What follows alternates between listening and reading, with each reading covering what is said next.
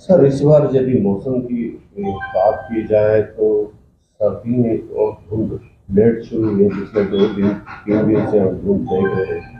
आपकी tri city में या हरियाणा पंजाब की बात की जाए तो कैसा मौसम रहेगा? देखिए धुंध जो है, जो आपने बताया कि अगले पिछले दो दो तीन दिन से लगातार पड़ रही है।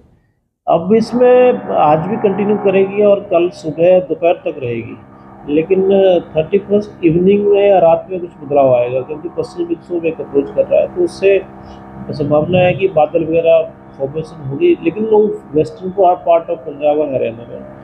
लेकिन 31st नाइट या अर्ली मॉर्निंग फर्स्ट को यहाँ भी चंडीगढ़ में आप बदलाव देखेंगे और फॉग कम हो जाएगी। तो स्थिति ये है कि अगले 24 घंटे तो ये बरकरार रहेगी इस तरह की स्थिति, घना कोहरा और विजिबिलिटी मॉर्निंग में कम विजिबिलिटी जैसे आप देख रहे हैं। लेकिन डेफिनेटली एक अच्छी राहत है कि 31st और फर्स्ट के आसपास इसमें कमी आएगी।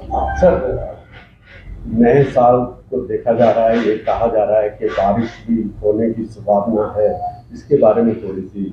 हाँ देखिए, वो भी है, क्योंकि 30 चंडीगढ़ में भी संभावना है कि फर्स्ट जो है 1 जनवरी को 2026 में जो है बारिश की संभावना भी है। और ना केवल चंडीगढ़ में बल्कि पंजाब हरियाणा के कई जिलों में जो है बारिश होने के चांसेस हैं उस दिन। और साथ साथ में ना केवल प्लेन्स में बल्कि पहाड़ों में भी संभावना है कि बारिश, बर्फबारी और बारिश होगी। तो ये एक स्पेल आएगा, इससे रिलीफ ओवरऑल मिल जाएगा। जो ड्राइनेस चला हुआ है, दिसंबर पूरा ड्राई था, फिर नवंबर पूरा ड्राई था, तो इससे हमें एक अच्छी राहत मिलेगी। खासकर एयर क्वालिटी भी बेटर हो सकती है, फॉग भी कम होगी तीन तीन एक दिन। तो हालांकि फिर से आएगी fog first week of January में, लेकिन अभी फिलहाल रिलीफ मिलेगा।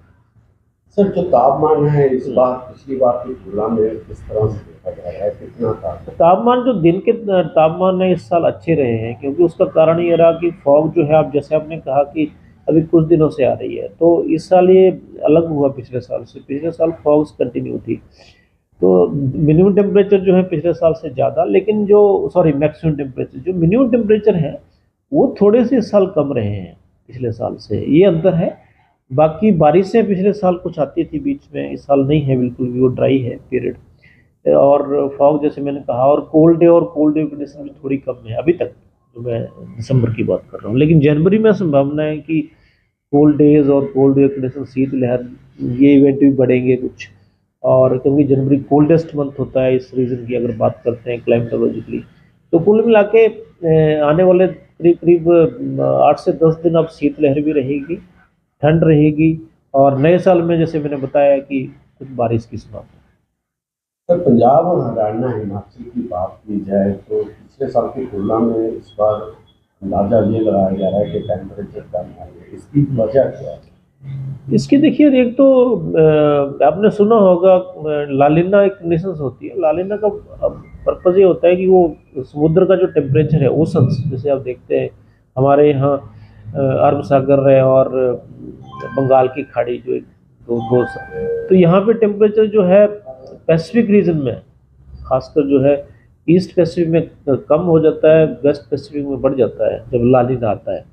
तो वेस्ट पैसिफिक में जब बढ़ता है तो ये जो हमारे पश्चिमी विक्षोभ आते हैं, जो बर्फबारी और बारिश देते हैं, जिससे ठंड बढ़ती है, ये थोड़े से उत्तर दिशा में चले जाते हैं।